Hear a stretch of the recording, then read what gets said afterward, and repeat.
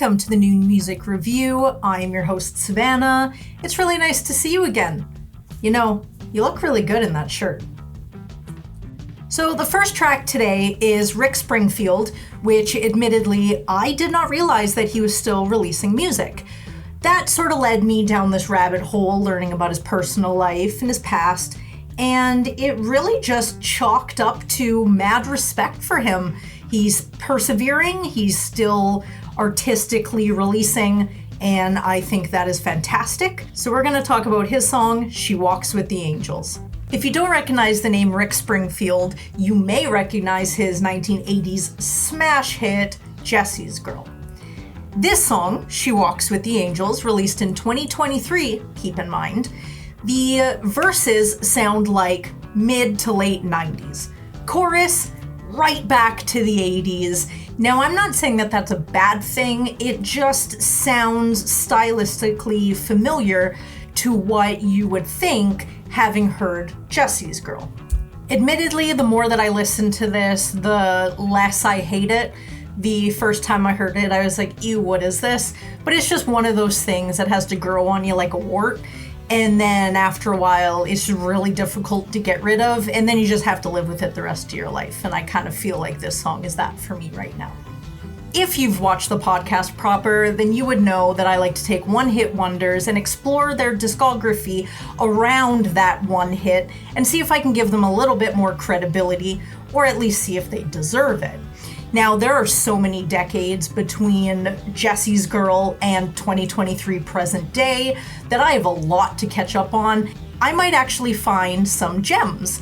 I mean, I found Psychotic Symphony by doing that to Blue Oyster Cult, and that was a win. So we shall see. I did listen to a couple other songs on this album. They just didn't do it for me. This song is okay, bordering on good. I will probably listen to it again. It's not going on the playlist yet because, like that wart, I don't know if I want to get rid of it or if I want to just adopt it as one of my own. I have heard of the Front Bottoms before. I have no idea what type of music they are or what they've released. It's just one of those names you see written down. You're like, huh, that's funny, and that's why I picked it today. The song is called Emotional, the band is the Front Bottoms, and that vocal processing that starts off the song, it is a bad sign for me personally already. Is that a dog barking sound effect? Because if it is, I absolutely hate that. So apparently I have heard the chorus. It isn't apparent until the song goes on and the chorus is sung maybe the second or third time. Do I think, oh yeah, I heard that at the beginning, but the music didn't change. I had no idea that was the chorus. You kind of lost your hook when you don't present it at the beginning. I don't know if that's an artistic choice, if it's just sort of the indie route that this band is going in, but I had a hard time grasping onto absolutely anything in this song, and by the time I was waiting for some sort of payoff, the song was over.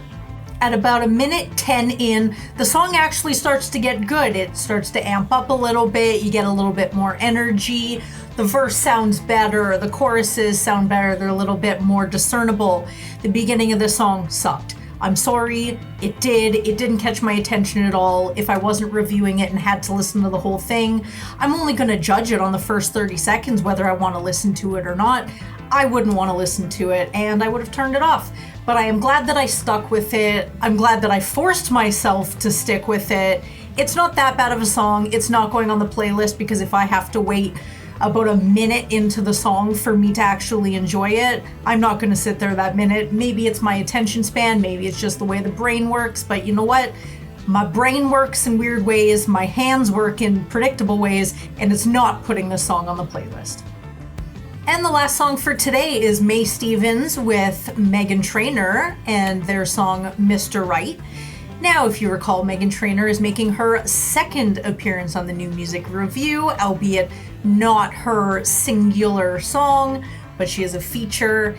I noticed on Spotify that the song parentheses with Meghan Trainor, even the album or the single album parentheses, Meghan Trainor. Clearly she's lending her name to a smaller artist who really just had a big viral hit over the summer with If We Ever Broke Up.